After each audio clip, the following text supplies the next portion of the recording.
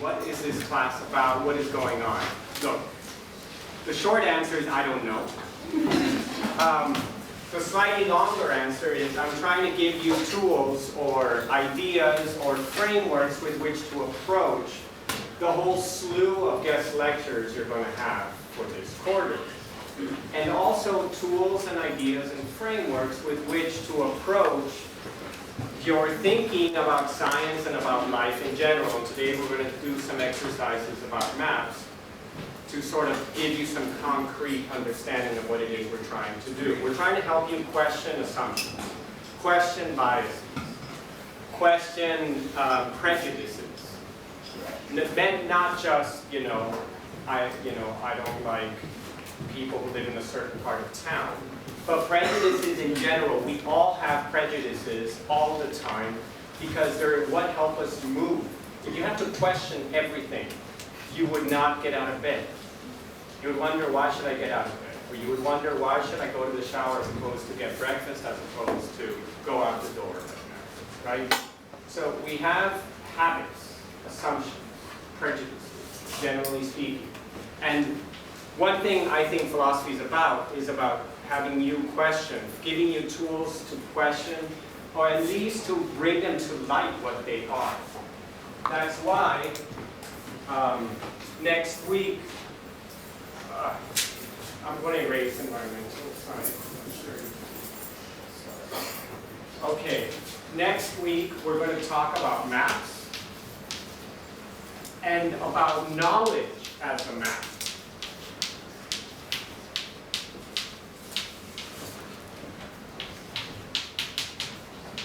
And about science as a map of the world.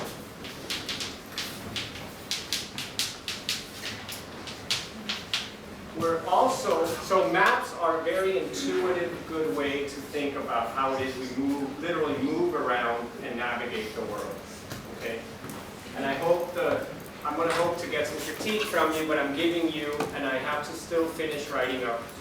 I'm still editing the final thing of the last chapter. But everything else is up on Econ. So let me just say, all the stuff from Tuesday's class, except for one chapter, is up on Econ. There are 3 things up on Econ. There's an introduction to my book, which is only 3 pages long. It's very short. That's up there. There's a slightly longer piece. It's not quite the book, but it gives you some idea of how I'm thinking about these things. It's called World Neighbors. And that's been published now, and there's all these nice pictures you can look at. And then the last piece is most of chapter 2 of the book that I turned in that was accepted, but you need the full chapter 4. Is it okay if I put it up by noon tomorrow? How many of you are like heading home and don't have access to printers or anything? By when are you leaving? When? You'll have it up. I wake up at 5 to do these. So I'm an early bird. Okay, I'll have it up by 9 for you. Yeah. Okay. Then it's out. I'm sorry. I really wanted to do it today, but it's just been one thing. Okay. All right. What's your name? Jacqueline. I'll do it for you, Jacqueline. Okay. So maps. Here's another way to think about the world in terms of making distinctions. I don't want to talk about that today, but what I'm telling you is why I'm trying to teach you certain ways of thinking about things. Every way of thinking involves making distinctions. And so I'd like you to think when you're listening to these guest lectures, not just what theories are they using, what maps are they using, what maps are they trying to sell me? What maps are they trying to convince me I should use in understanding the brain, in understanding consciousness?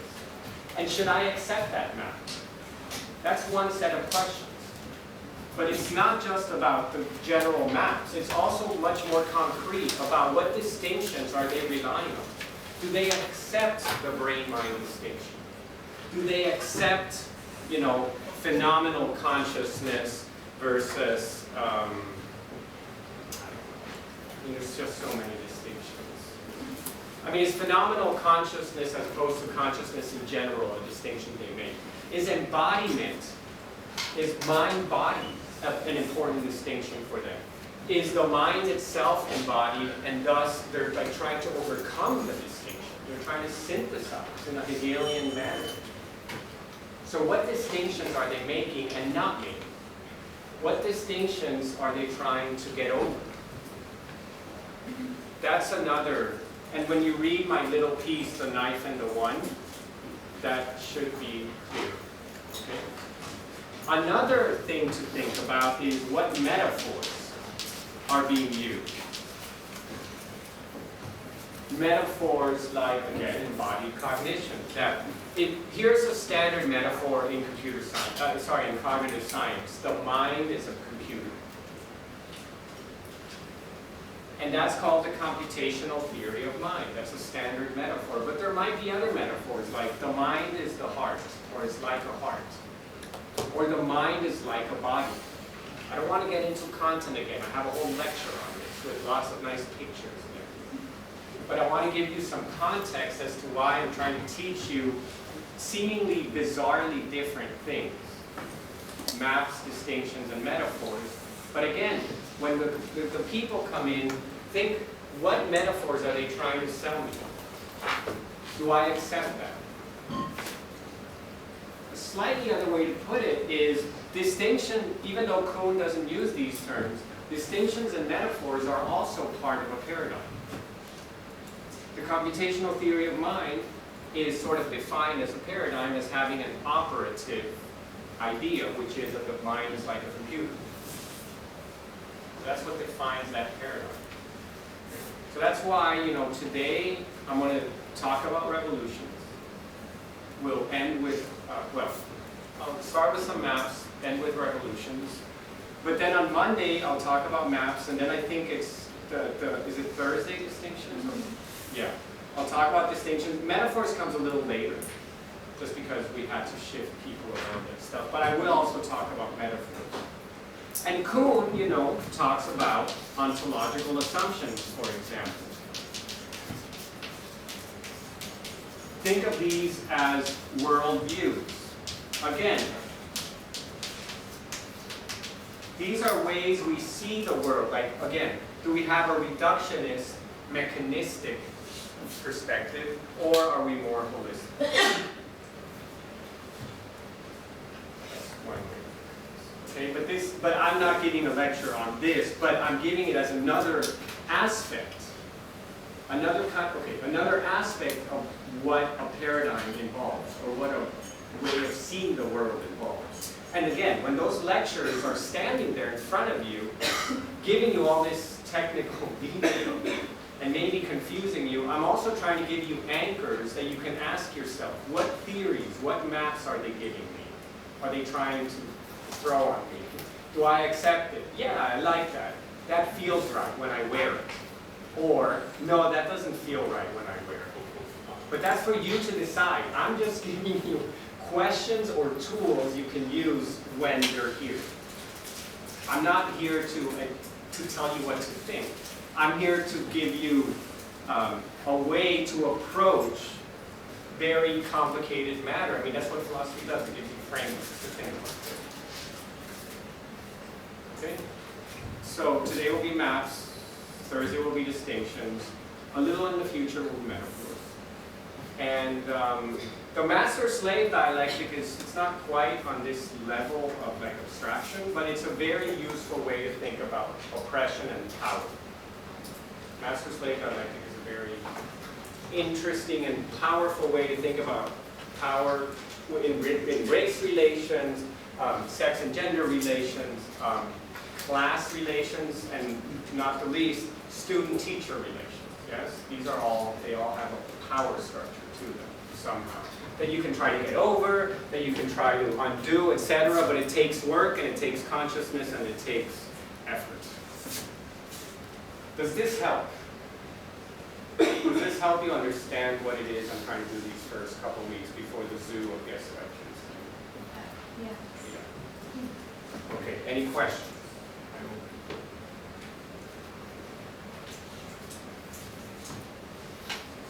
No? Yes. Matia. Could you please make an example of how you use maps? Yes, I'll give you lots of examples in the book. So I don't want to do that now. Okay? That'll do on Monday, Tuesday. Okay?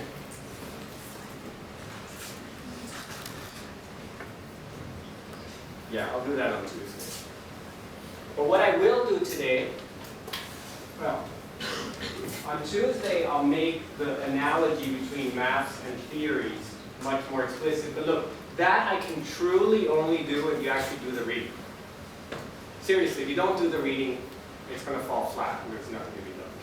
And that's generally the case, but maybe it's because I'm too close to it. But I'm writing this book, so I'd like you to read it, and I'd like some feedback, and I'd like some engagement. And really, it's not like a common idea. Well, it is a common idea in philosophy of science. Look, the introduction to my book is really only 3 pages long. I think you can all read that, yeah? Chapter 2, which is recommended reading, but read the middle section at least, called the map analogy.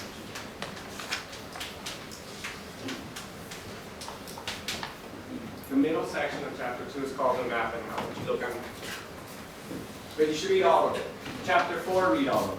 You'll like it. I mean, there's all this history and sociology in it. I mean, you like it.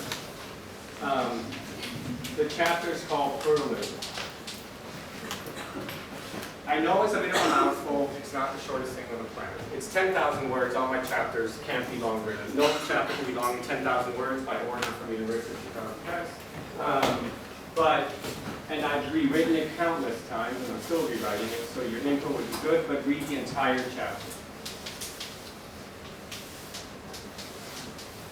And then there's a fun little piece, which really isn't terribly much part of the book, but it's fun. World neighbors. World neighbors. Okay? And I talk about all kinds of things. Empires and navals and genitals. Should be. All right. Okay, but yeah, maybe for chapter 2, because it is recommended, maybe I would at least ask you to read the map analogy. That's the middle section of there. You'll see it when you open it. Don't worry too much about the beginning of that chapter. All right.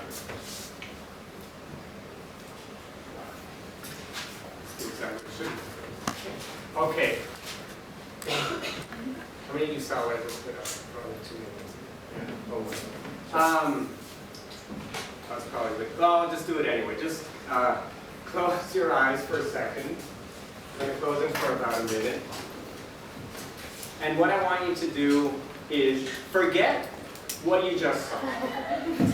If you saw it, if you didn't, great. Clean your mind of any thoughts that has happened in the last 15 minutes. Just rest a bit. And now, slowly see how like a little wavy map comes up. Imagine a map. Imagine a map of the world. Okay? See its colors, its shapes, where you might have seen it, where you are, standing or sitting, as you imagine it, who you're with, and just try to focus only on the map for a little bit, and just take as much, catch in as much detail as you possibly can of this map. Again, what is its shape? What parts of the world might it show better than others? Does it have words on it? Lines? Are the oceans blue? All of them. Okay? Fully see it. All right? Now you have to get back to class again. So you can slowly wake up again. Remember the map. All right. I'll give you a minute to. All right. So after this little exercise, who wants to share what map they saw? in the back, yes. And I know your name, but say it to mine. Here. Yeah. I saw the one world island map that Buckminster Fuller drew way back when. That's intense. So that's what I was saying. You saw the Dymaxion map, the one that has like the shapes like that. Oh, that's intense. Okay. I have not heard that before. That's cool. You get an A+ for the day. All right. What else? What other map did people see? That's incredibly original, creative, yes. And that's, I like that projection. It's not really a projection, but I like it. Okay. Yes, Michelle. I have a map of Indonesia in my room, so. Ah. But that's not a map of the world, but that's all right. It's a map of Part of the Indonesia. world. It's a part of the world. Maybe I didn't say. I thought I asked you to see a map of the world, but maybe it is. Okay, fine. Maybe I didn't. Maybe Indonesia is your world. Is that right? Sure. Yes. Okay. What else? Yes. Say your name. Kara. Kara. What about the maps in elementary school that they used to pull down? And do you remember what color and what shape those maps were? Yeah, they were like rectangle, and Yeah. then they had like light blue water and then some peach, like really like faded peach color. Yes. And was Greenland huge or small? I don't know. You see Africa. Was Russia huge? You just focus on Africa? Yeah. Okay. Who else? Yeah, say your name? Anyway, Naomi, oh yeah, right. I couldn't see you. I went back and forth between like a like archaic like canvas print of a world map, and then like back to like a satellite image of like everything being very clear and like or like weather patterns and things and like very vivid detail and like even like lights and cities and things and then like in my mind I was kind of like zooming in on different parts of the world that I have like ingrained in my head. Oh, so you were zooming in, I like that. That's like a lot of the digital maps now, obviously you can zoom in, but that's like new technology, yeah, that you guys grew up on, but that didn't exist until about, 5, 10 years, well, not even 10 years. Google Maps is what, from what, 2004 or something? Yeah, 10 years. Right. Okay, couple last, yeah, say your name? Sophie. Sophie, yeah. I basically pictured what Kara pictured, only I had a globe in my room as a child. So it was basically that, only like wrapped around a sphere, and it had like bumps. So like where the highest mountains were, it was like bumpy. Me and my sisters used to like close our eyes and spin it, and then like, put our finger on it, and like see where it ended up. So was this globe had relief or what's the word? Yeah, it's topographical. It had like, okay, great. I love how you say that the map was wrapped around the globe. What's the usual way people talk about this? It's not. Yeah, it's flat. I mean, so is a globe or a map closer to what it's trying to represent? A globe. Because what it's the Earth it's trying to represent, right? But so now we're getting to. Okay, so now we're getting to part of what's at stake here. We're not quite there yet. Okay, so great. We've had globe. I'm going to footnote that. I want to get back to. I'm going to post it. Let's hear a little more. Aurora, and then what's your name? Nick. And Zoe. Yes. You too. Just earlier today, I was in my Colonial Latin American history class, and we saw a map that was like how the early explorers saw the world, and so that's what I saw because I just seen it earlier today. So it was like parts of like Latin America, like mostly just on the coast, and then it was basically the outlines of what we now know, but it would just they only had discovered like the coastal regions of like South America and Africa. Yes. So lots of these maps don't have perfect information on them. And there are a lot of fascinating colonial maps.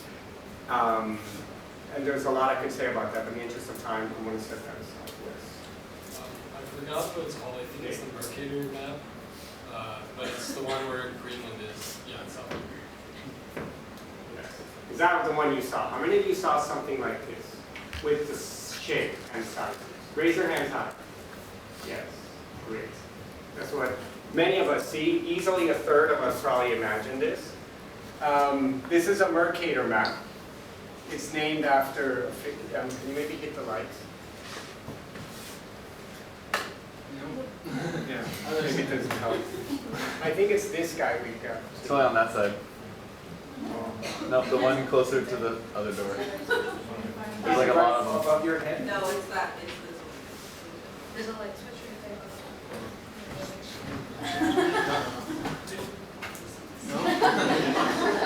Projection. Every map, you take a globe and you have to make it flat. So it's like taking an orange peel. So say you have an orange in your hand. You're peeling it. Then don't destroy the peels in like different ways. Just make it like a continuous peel. And now you have the peel like in your hand and it's like a spiral thing that comes together again. Could you make that flat? Could you press it up against the table so without ripping or smearing? No, you can't. It's a mathematical impossibility. There'll always be little pockets or something. You will have to distort it in pressing it down. And that's what maps do.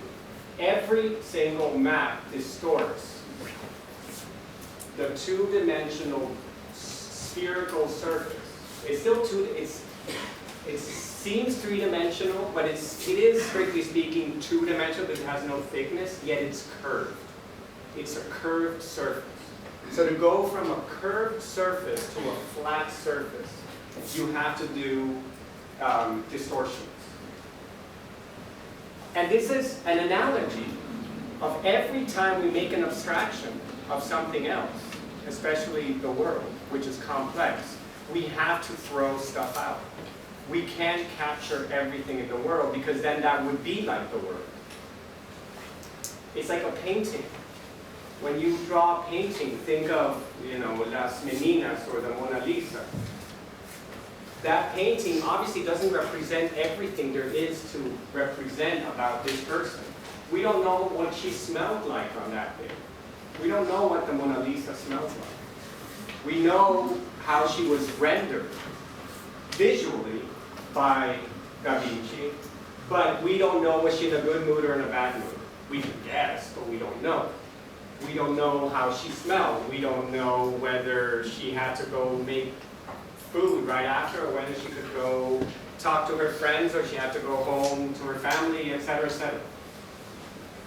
Every representation, every abstraction, every theory can only represent a small number of all possible properties that there are to represent in the world.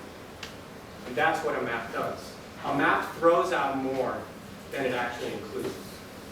And then the question is, what's the talented and what's the wise and the purposeful way to throw out stuff and keep the right stuff? Keep the stuff you want to express.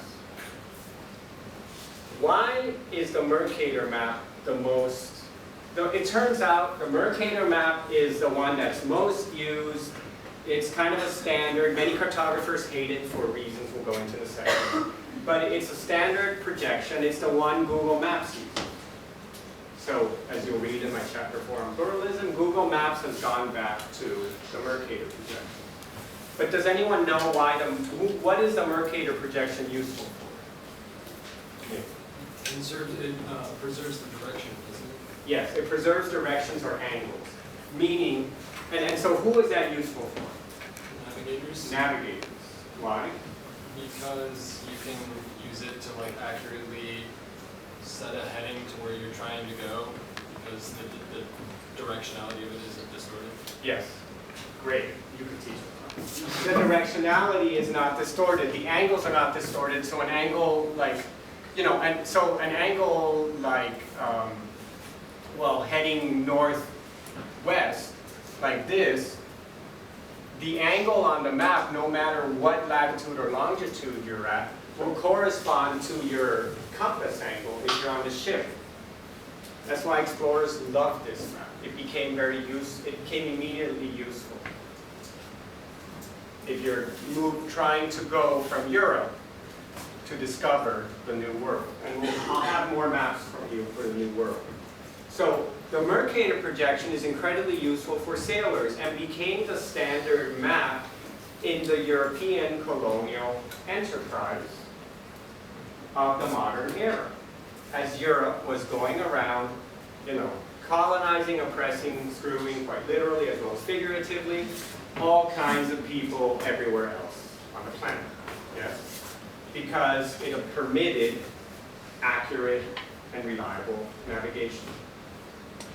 Okay, so that's why it was great for Europe at the time, but why does it still hang on 90% of maps in elementary schools? It just okay, so there's a story maybe to be told. It became entrenched. It became sort of the natural way to present the world. But it's also a very weird way, because Europe looks huge, Canada is gigantuous, and Greenland is insanely humongous when it isn't that big. Greenland is actually quite small compared to Africa, for example.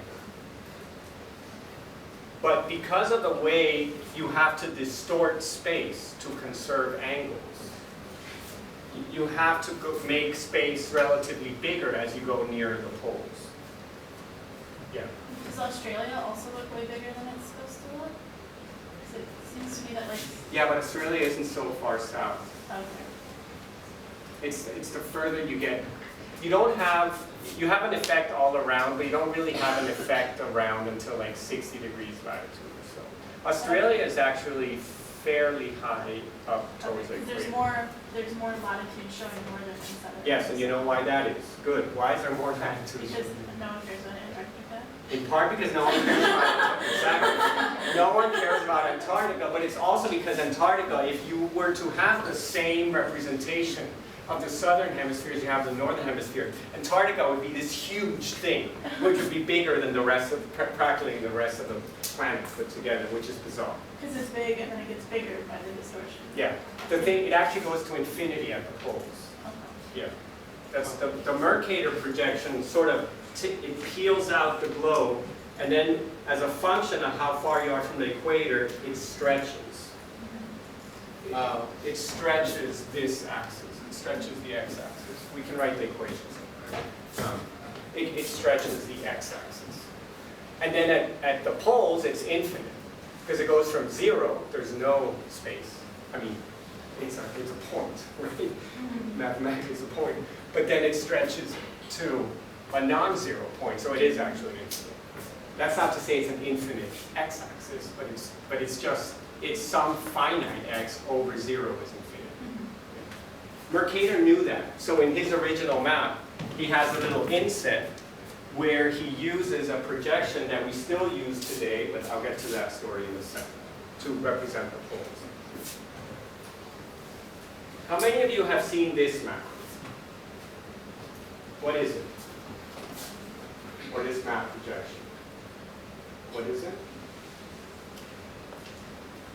What does it look like? I mean, it looks kind of weird, doesn't it? It looks squeezed. Right.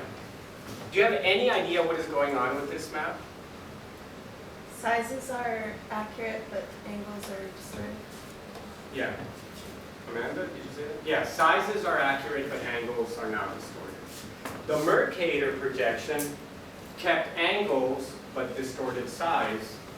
The Peters projection distorts angles, that's why it doesn't conserve shape. That's why the continents look so weird. Mercator does conserve shape. Conserving shape is like conserving angles, because imagine a circle. If you keep the same angle, no matter how big you make the circle, it's still a circle. So, sorry, that was too weird. I can show you. If you're at all interested, Wikipedia this. The Tissot in the contribute.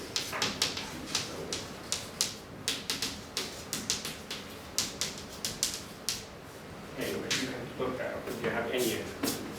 Okay, and that's like a circle that on the Mercator map, circles of the same size on the globe, it's a circle down here, it's a bigger circle here, and it's a huge circle here. But it's still a circle.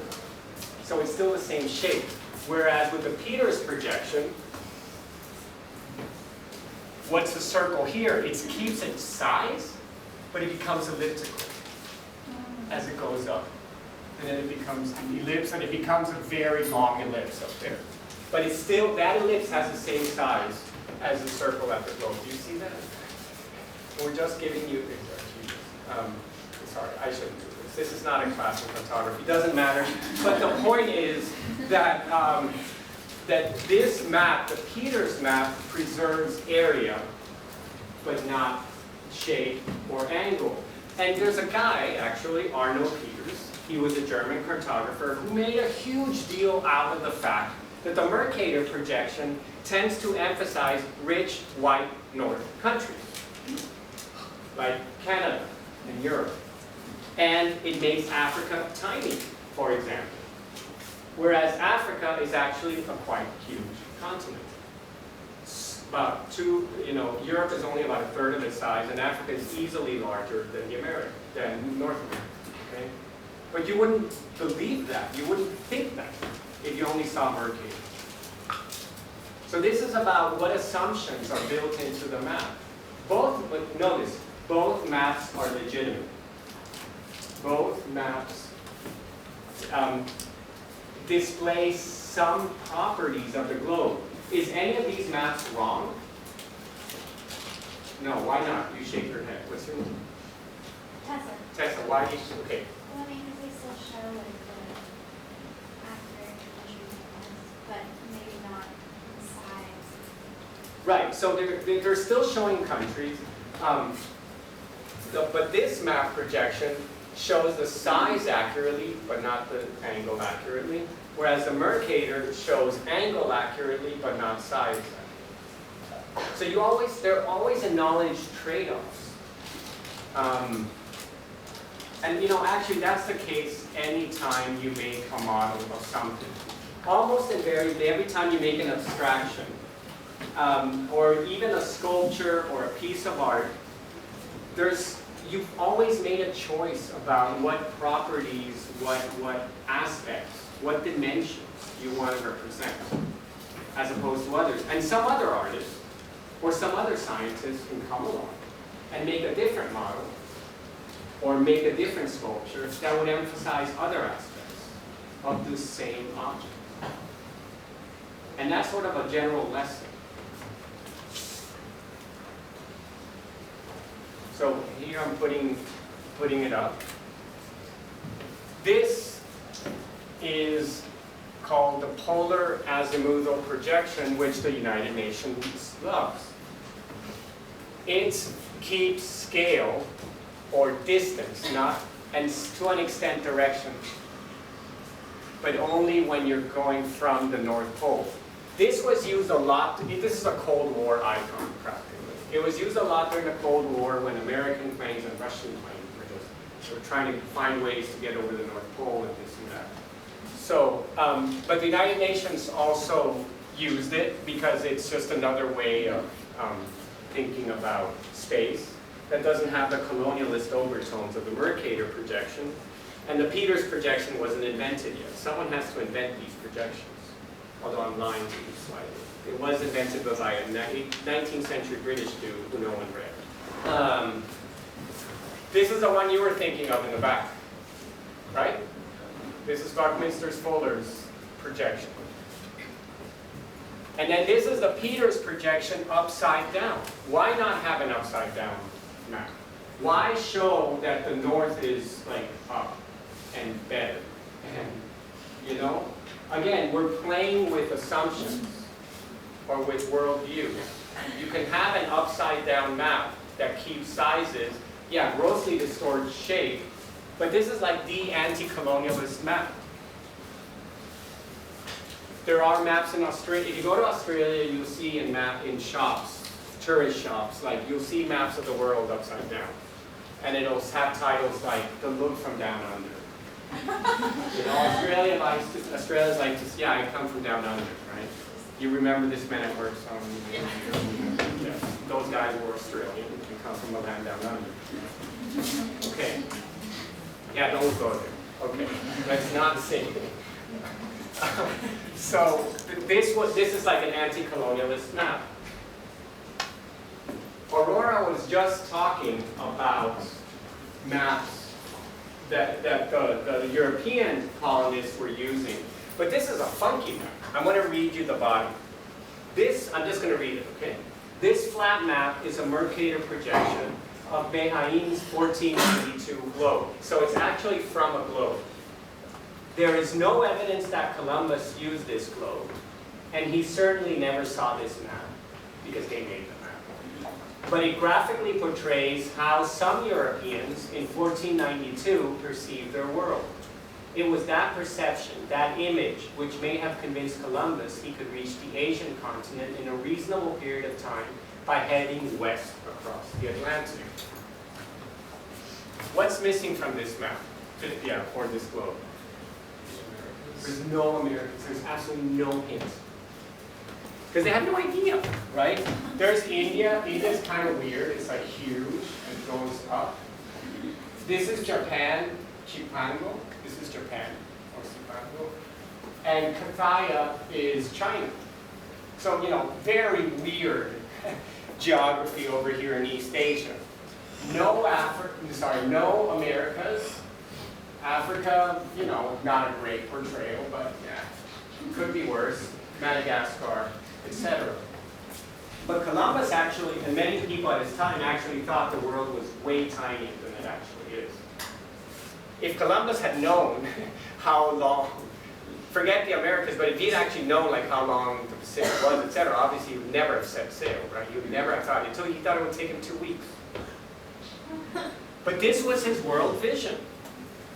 You know, it just goes to show, I mean, the guy's not stupid. He's acting based on how he perceives the world.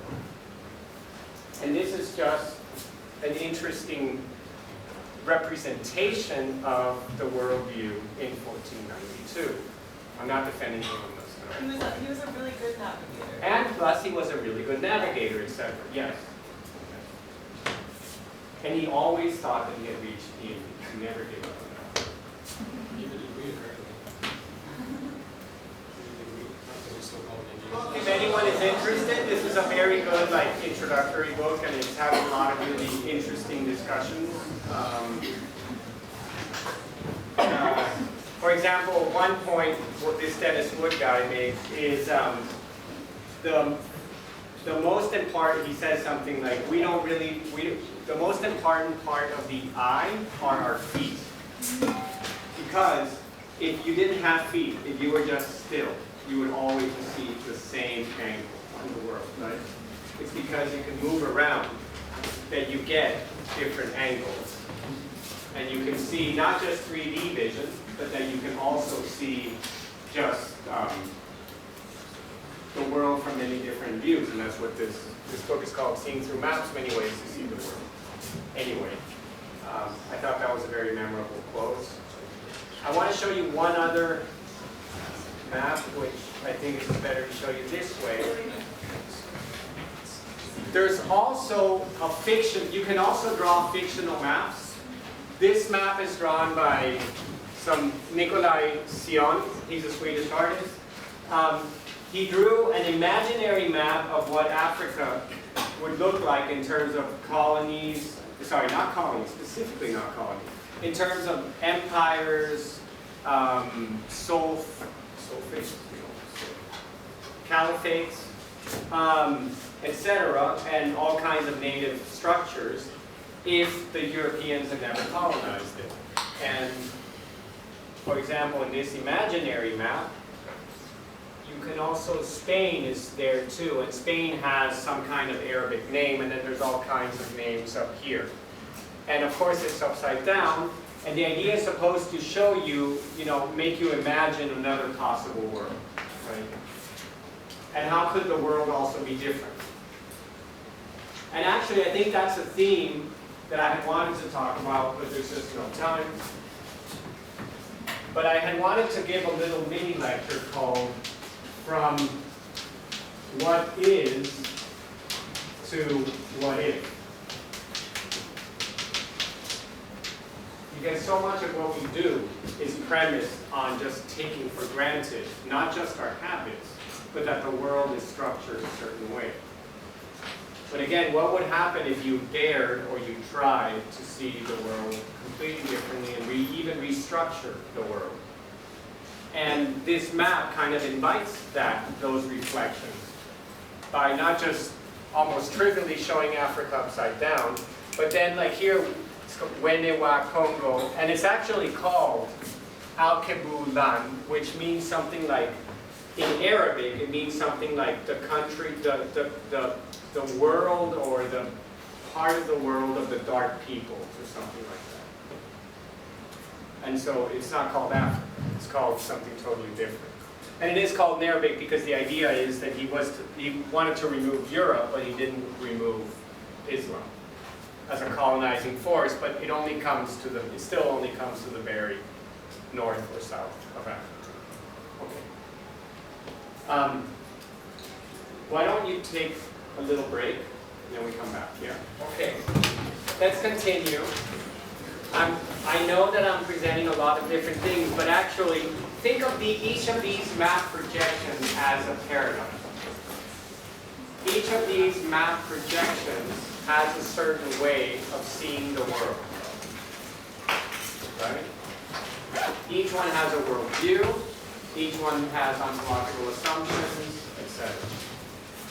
So that's the analogy I want you to draw from this. That each map projection is like a paradigm or a theory.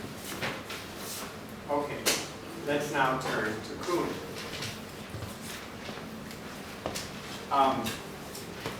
So this morning I scanned my own copy of the inside cover of Kuhn's book, and you can tell that it appeared in the International Encyclopedia of Unified Science with names. I told you about this Rudolf Carnap guy, Niels Bohr, a very famous Danish scientist, John Dewey, American philosopher.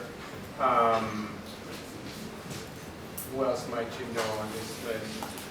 Arne Naes, who's into deep ecology. He's up here. Hans Reichenbach, another. Bertrand Russell, who you should know, very famous British philosopher. Tarski, a famous philosopher. Anyway, there's all these philosophers. Okay, so I want you to see that this book, which is a critique of the accumulationist, positivist view of science, and a defense of a relativist or pluralist view of science, appeared in the International Encyclopedia of Unified Science. So it was sort of the bomb inside, which helped to some extent weaken, if not destroy, logical positivism.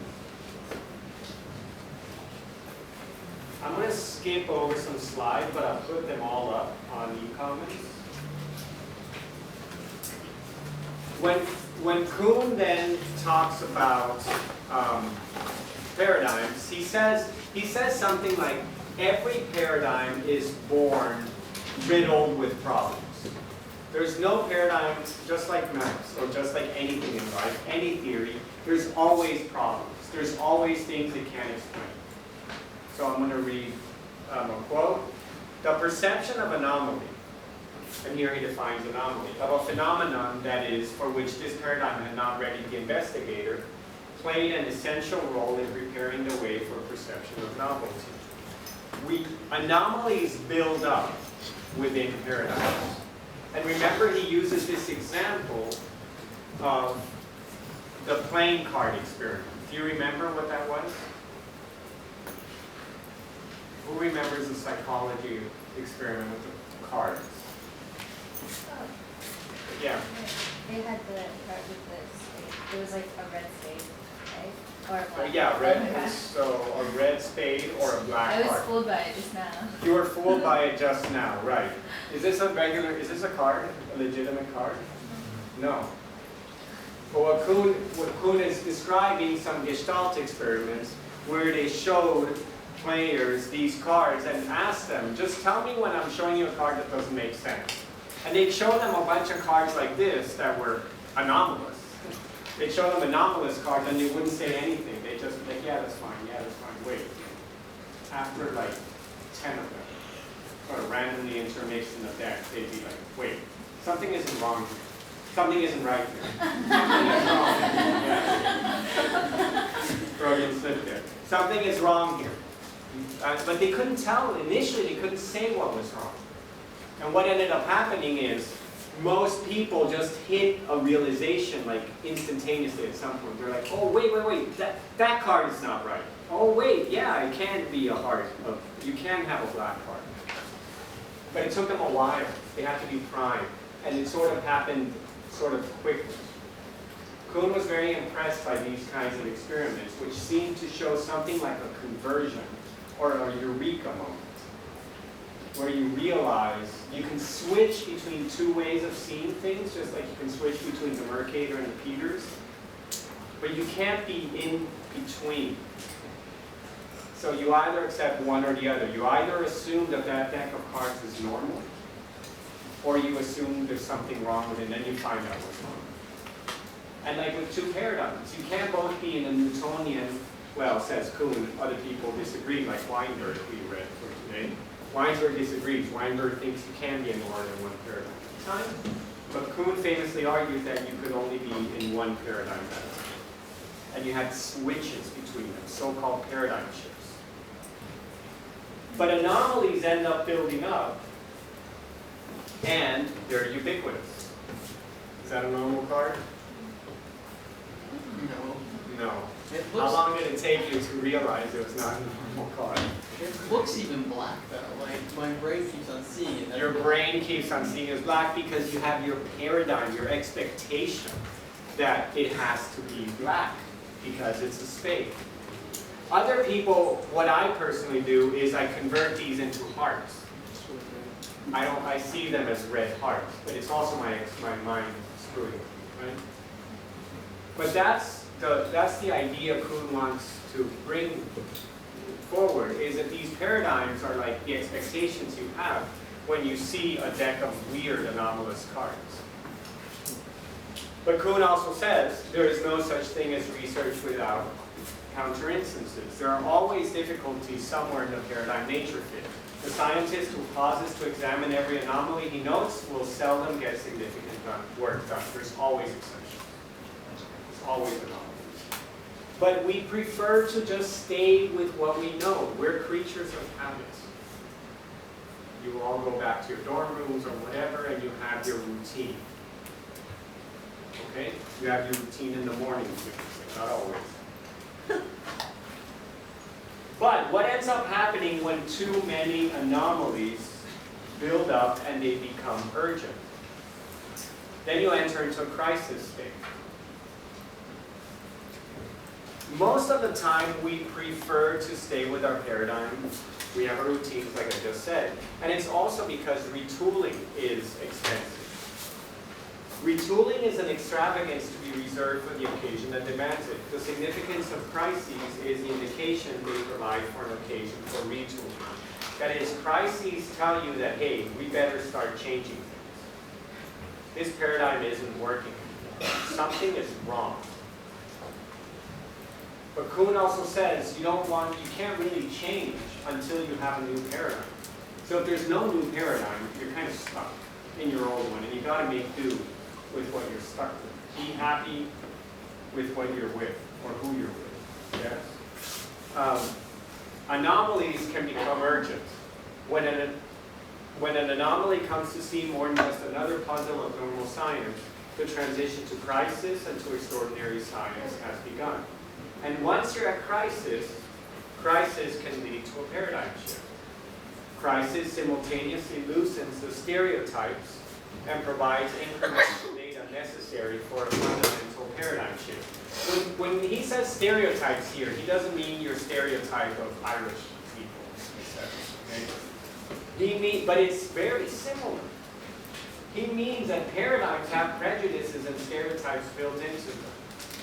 Like, the computational theory of mind has the built into it the idea that the mind is like a computer, so it's going to go through processing. It only processes symbolic representations. It manipulates those using certain algorithms. It doesn't have feelings, etc., etc. Okay? Those are the expectations or the stereotypes of the mind according to the computational theory of mind. So, we end up with a revolution. And of course, revolutions, he's playing on the idea that he's toying with the idea of a political revolution, which also is similar, he thinks, in structure to a scientific one, in the following ways. Here are some similarities between scientific and political revolutions. One is that you always need at least two alternatives, and probably at most three. We can talk about that sometime. Once it has achieved the status of paradigm, a scientific theory is declared invalid only if an alternate candidate is available to take its place. You need the alternative. 2, no change from within. He's only talking political here, but I'm pretty sure he also means to analogize it to scientific. Political, read scientific revolutions, aim to change political, read scientific institutions, in ways that those institutions themselves prohibit. After a scientific revolution, new ideas and sometimes new institutional structures come into play also in science. Amy, make it quick. I was just wondering, the falsifying experience, does that come in with the whole importance of alternatives and like? Yeah, because what is a falsifying experience for one paradigm may not be a falsifying may not even count as legitimate for another. Yeah, well, he doesn't believe in them. He like doubts they exist. Yeah, he doesn't think that you could like just falsify a paradigm. But what he does think is like one paradigm can insist that a certain piece of experimental evidence is falsification, and another paradigm can just say that evidence is irrelevant. It can just massage its data. It can just ignore it. A lot of times paradigms ignore data, they massage data. They don't really they don't really accept the force of falsification from another paradigm. Okay. Good. And there's also no highest authority either in politics or science. Look, I'm going to upload these to eCommons so you can have the full quotes there. But just like in political revolutions, there's no supra-institutional framework. There's nobody saying like, you know, the Republicans or the Democrats, not that we have any hope of a revolution in this country, but there's no one saying that, you know, there's no higher authority that we can appeal to saying Republicans are right or Democrats are right. But maybe more pertinently, there's no higher authority that could have said, you know, at the time, in the 60s, whatever, that communism was right, capitalism was right. There still is, right? We just make do with what we can. So we're back to this diagram that you've seen several times. What time is it speaking of time? 7:20. Right. So to sort of just motivate a bit further, because you all have to have seen the duck rabbit at some point in your undergraduate careers, if you're doing anything that has to do with philosophy, science, or food. Is that a duck or a rabbit? Yes. Yeah, good. Is that a young woman or an old lady? Yes, if you can't see either the duck or the rabbit, speak up right now. Who cannot see either the duck or the rabbit? Who cannot see the old woman here? Okay, now you'll have fun. A neighbor explain to, raise your hands high again and look around you and talk to your neighbor about where that old woman is. Yeah. All right, listen up. What's your name? Jennifer can't see the old lady. Help her see the old lady. The ear is the eye. The necklace is the mouth. Try just cutting off the whole top of it and just like, where is this? Yeah. Jaw is the bridge of her nose. The choker is the mouth.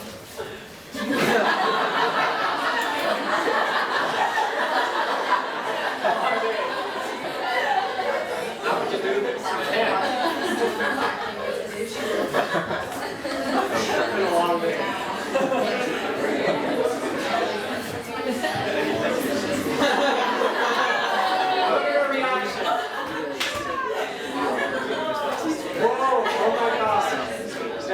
is a eureka moment. You have just experienced a eureka moment. You've experienced a paradigm shift. You've just experienced a paradigm shift. That's why I'm seeing. All right. So how many of you have this? Jennifer just had this. Oh my God. How many of you have that experience when you can see it? Right. I saw you. Sam, is it? I saw you, Sam, reacting. Yeah. Right. This is a miniature version of what a paradigm shift is. How individuals, when they can finally see, oh, that's what Albert is on about. That's what he means by space-time. That's what he means by general relativity. Holy shit, it explains everything now. And you can't go back. And then you can't go back. Now you can't not see the old lady. Right? Of course, no, to be fair. You probably can, not at the same time, but you probably can switch, right? You probably can switch. Kuhn thought that was that was an anomaly for him, for his account. But it's that eureka moment that you then can't go back. And can all of you see the young lady? I wonder why. Anyway, yes. Okay. Isn't it also like kind of, Kuhn's point is that we wouldn't be told that there's also an old lady. Like Kuhn's point is that we just get the picture. Correct. And if everyone's like, this is a young woman, this is a young woman, this is a young woman, Right. and then all of a sudden says, wait, someone says there's an old lady there, they're like, no, like there's no old lady, you're crazy. And like until like enough people see the old lady, then it gets considered that there's actually an old lady. A great analogy. Yes, Amy hit the nail on the head. Right. So, one second. To just paraphrase Amy slightly, what Kuhn is, the way it's also an analogy to Kuhn is that under the old paradigm, you don't even see the problems, or you don't even envision like a new paradigm. You can't even imagine what it would look like. Like here, you couldn't even imagine. Jennifer couldn't even. She just thought we were weird when we were telling her. What did you think? Did you think we were crazy or you were crazy? I thought I was crazy. Okay. Everybody else thought it, and I was like, All right. I don't know. All right. Some humility. Good. She's the person who's hanging on. Like, oh, it's Chelsea, yeah. Guys, Chelsea's asking a question. Once you, like, you said, like, how you can't go back, is that kind of like Plato's cave, how, like, when he goes back in, like, it's like the shadows are, like, blurry, is that kind of what he's trying to say? So it's a little bit like Plato's cave, that once you come out and you see the light, if you go back in, you're just going to think this is not the real world. This is terrible. This is boring. This isn't where the action is. Yeah, something like that. Yeah. It's a little bit like, that's an interesting analogy. Amy? Well, I was going to bring on the cave thing, they would also say, like, they would also reconstruct the history of that, like, oh, like, this person thought there was something beyond the shadows, even though someone may have just stumbled beyond the shadows. The reconstruction would make it so that they would think that they were looking for something beyond the shadows, even though it was probably happenstance or something different. Yes. So the way, let's say we all ended out of the cave, and then we started telling a story about how we got out of the cave. Then we would probably doctor the story a bit. We would move it around. We would change it. We might make a hero out of the person who came out of the cave, when they were really just lost or something like that, right? So I'm going to skip this. Man, there's so many. This is all the good, sexy stuff. All right.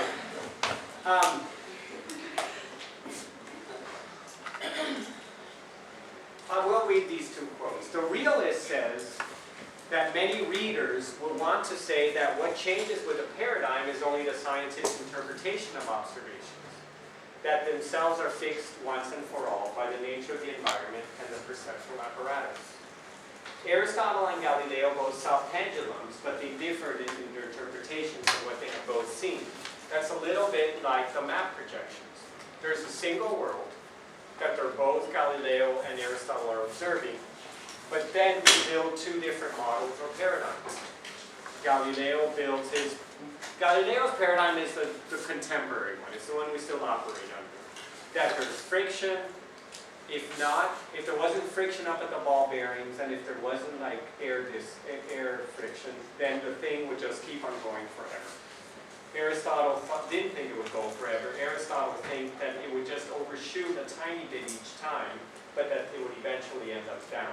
And it actually wanted to go down. But the point is that they both, under this realist position, they're both assuming that there's an independent world that they're interpreting differently.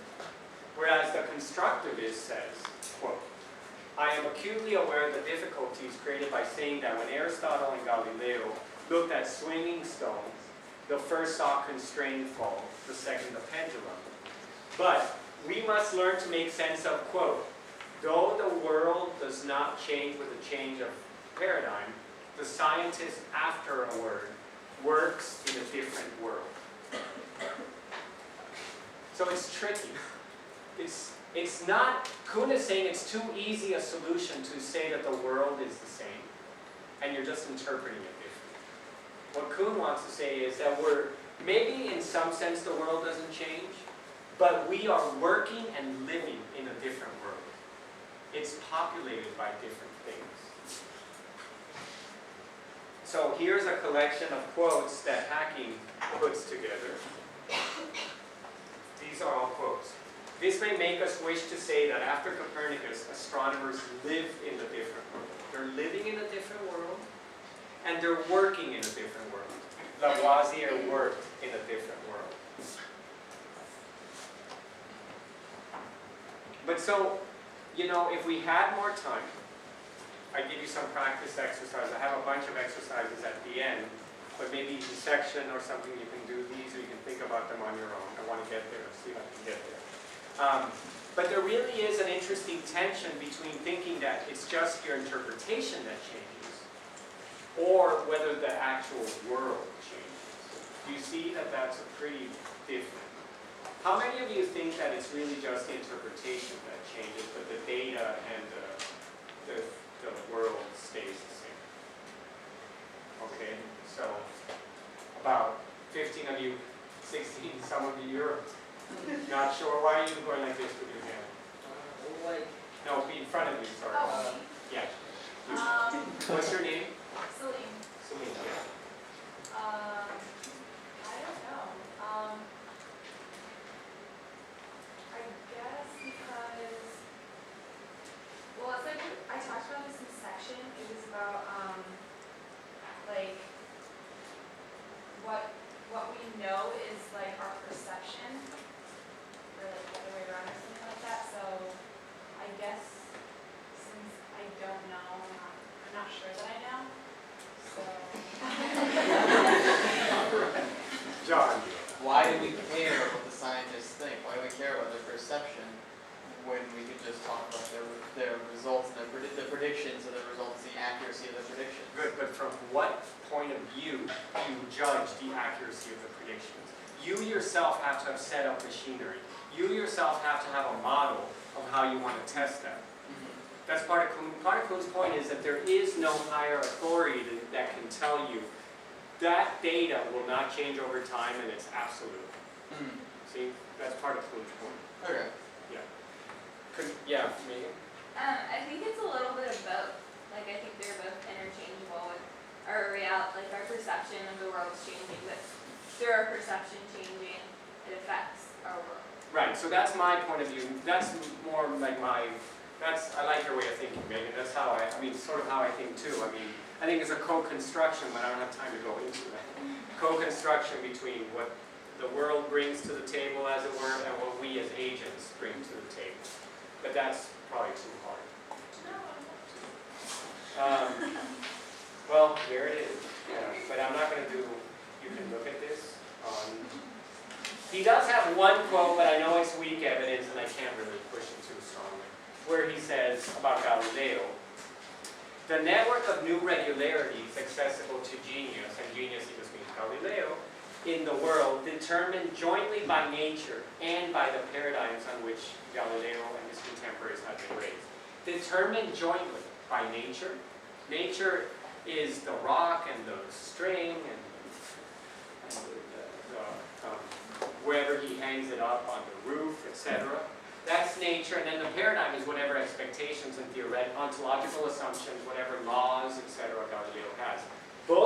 those Kuhn is mildly suggesting here are at play at the same time, in the case of Galileo.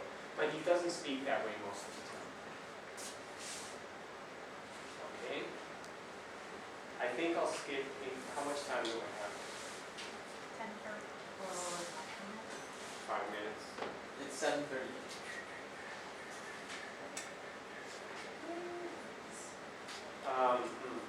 What is incommensurability? Did you catch what he meant by incommensurability? I know it's a lot of material and let's see, what are we doing on Tuesday? Oh, we're doing maps.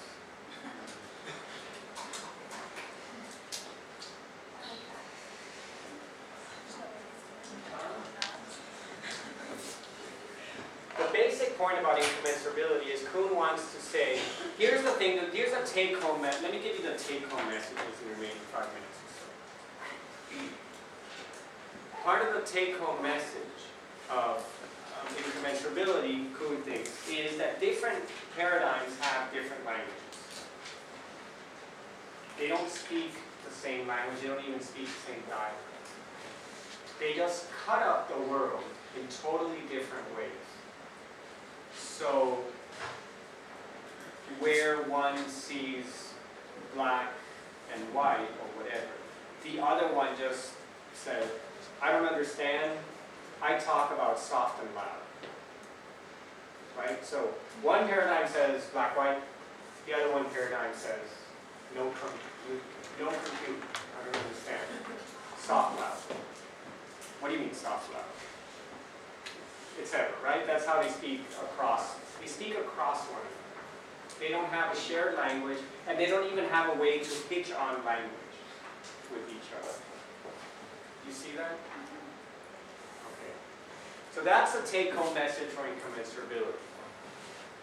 I could give you some examples, but I fear I'll put these up on the web, and then you can look at what you want. So one slide that I think in this class might be a little appropriate too. I do think, I mean, I'm really stretching the metaphor to the point probably of breaking, and if Kuhn was alive, he would hate this analogy.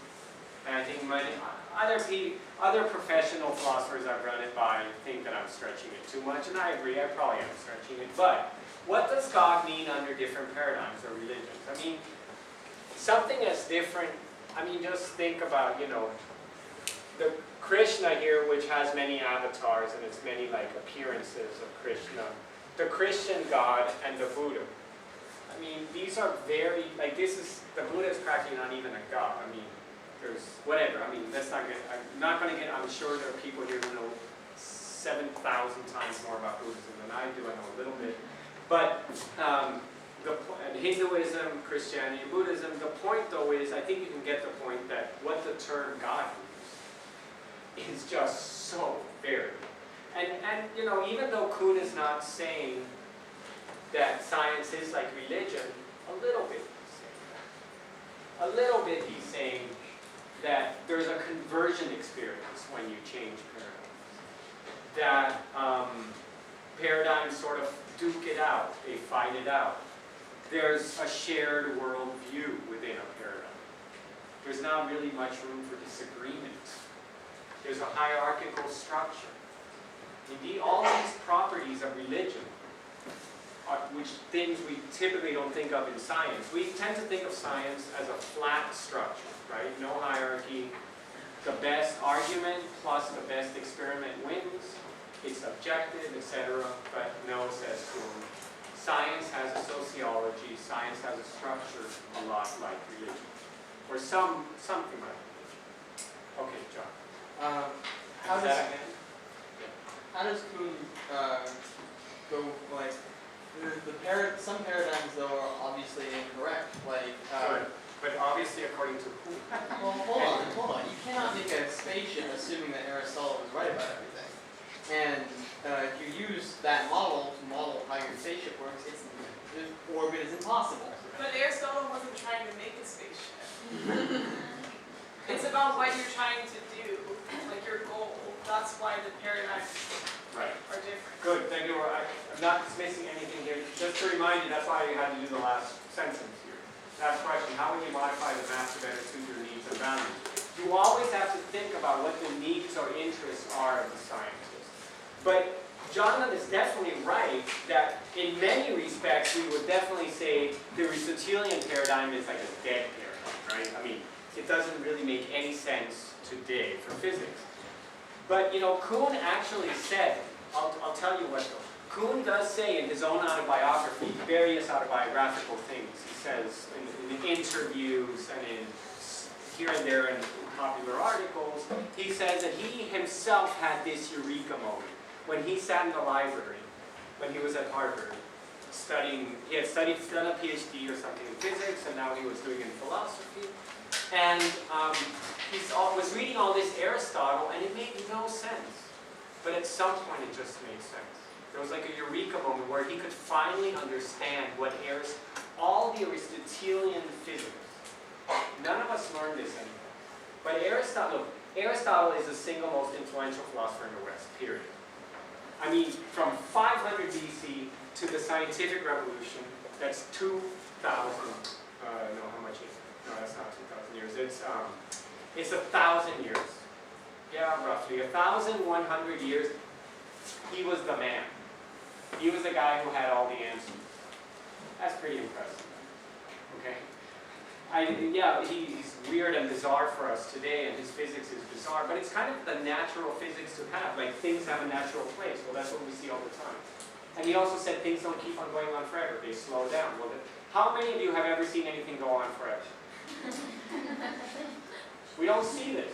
That's an idealization under Galileo and Newton, and that's fine, Jonathan, you're right. That's what sends people to the moon.